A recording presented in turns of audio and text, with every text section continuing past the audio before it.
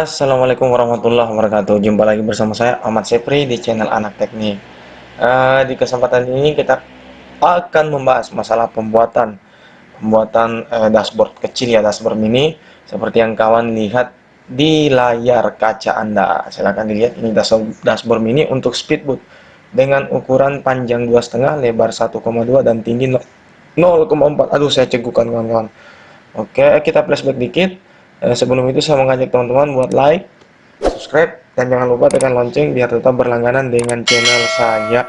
Oke, terus perlu kawan saya informasikan dahulu, di konten sebelumnya kita membahas masalah eh, cara pemasangan plat lantai seperti yang terlihat di layar di bawah dashboard tersebut ya.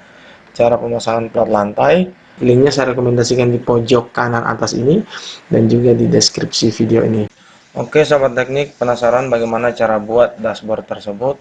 Langsung saja kita ke pembahasan. Oke sahabat teknik, oke kita lanjut ya. Kita lanjut ke pembahasan.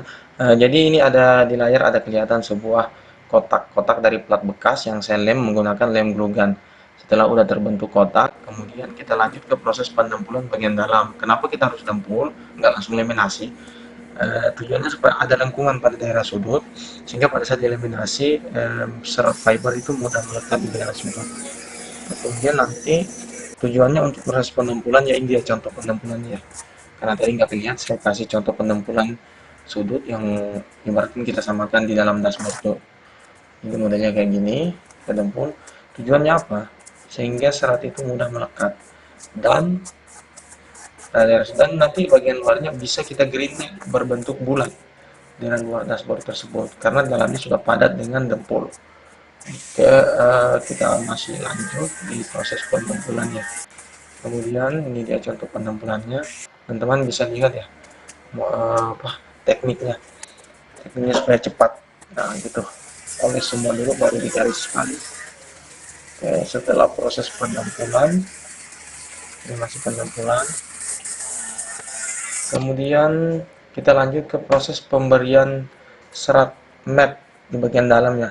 Kita cukup memotong serat itu kurang lebih 5 cm lebarnya dengan panjang menyesuaikan dari yang ingin dilaminasi. Saya gunakan serat CSM Pars 50, teman-teman mungkin bisa gunakan yang 300 ya, nggak masalah.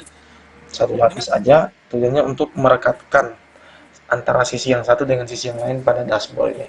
Ini juga bisa, metode ini juga bisa dipakai untuk membuat palka ikan ya.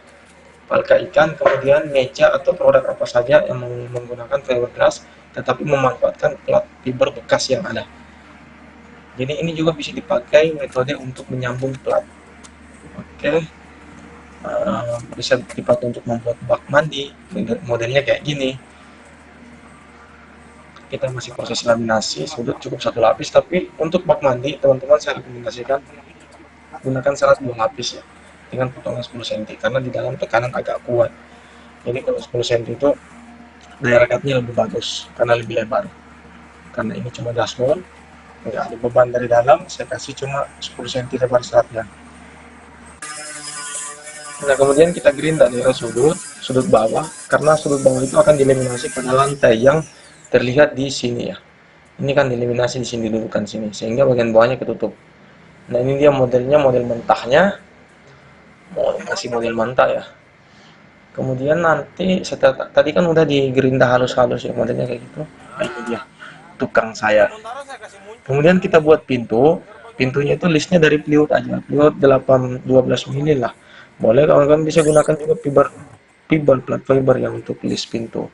Tetapi saya gunakan plywood atau triplek. Pasti teman-teman bertanya-tanya ya, kenapa gunakan triplek, nggak sekalian fiber? Triplek fiber pun lebih bagus, triplek juga nggak masalah. Triplek ini juga nanti akan tahan oleh air karena nanti triplek ini kita ada perlakuan tertentu yang nanti saya tunjukin di kelanjutan video ini. Sebentar saya tunjukin caranya sehingga triplek ini tidak masalah bila terkena air, lebih tahan bila terkena air ya. Ada metodenya, ada caranya sehingga triplek aman bila kena air. Nah ini kita buat listnya kiri kanan, kemudian kita sekrup, kita gunakan sekrup. Nanti ujung sekrup bila kepanjangan nanti kita potong dari dalam. Nah kemudian plat fibernya kita potong, kita sisakan sesenti ya, dari jarak yang ada pada list. Nah ini dia. Ini kita sisakan sesenti, tujuannya untuk menahan nanti pintu yang triplek yang tadi, untuk sebagai list dalamnya, untuk menahan sehingga dia ketika kita tutup pintunya nggak loss ke dalam.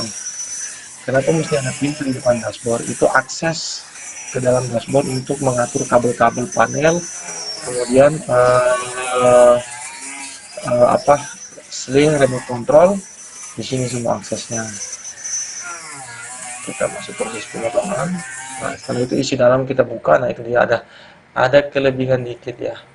Ada kelebihan dikit ya, sekitaran sesenti keseluruhan atas bawah.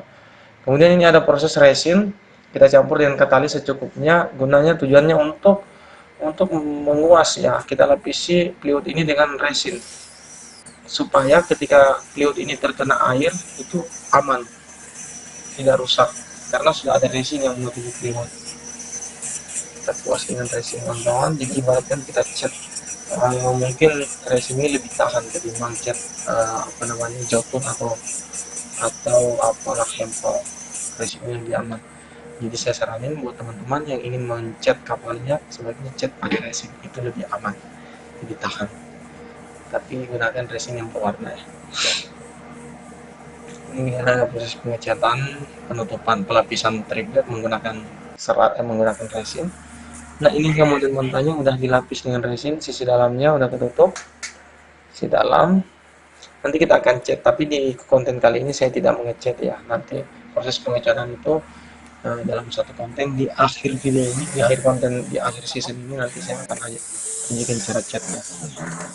Oke, ini proses pengembangan untuk memasang setir. Setir saya gunakan tipe biasa ya, tipe biasa.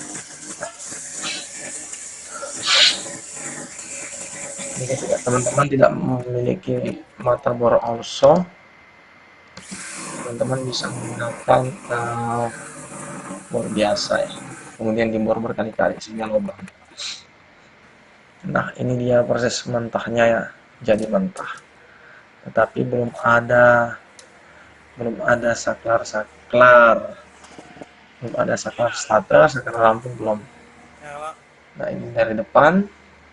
Kemudian untuk saklar lampu kita mulai dulu ke pemasangan kunci dashboard. Ini ada proses pemasangan kunci dashboard, langsung saja kita buat dengan menggunakan mata bor also. Kemudian ini proses pemasangan kuncinya. Nah, kuncinya tadi udah ya. Nah itu dia prosesnya. Kemudian kita lanjut ke proses pemasangan saklar ya. Kita bolongin. Saklar yang saya gunakan saklar togel.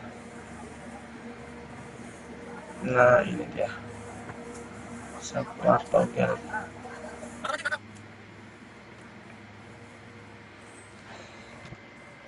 Ini dia proses pemasangannya.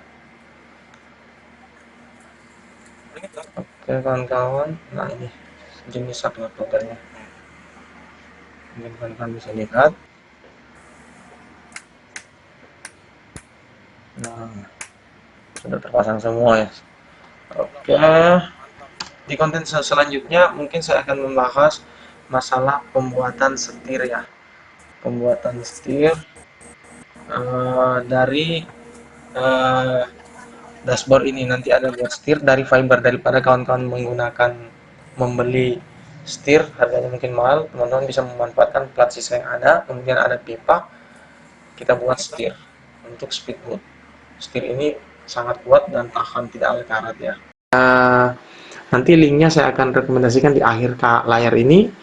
Sekian dari Anak Teknik, tetap ikuti channel saya. Anak Teknik mengucapkan wassalam.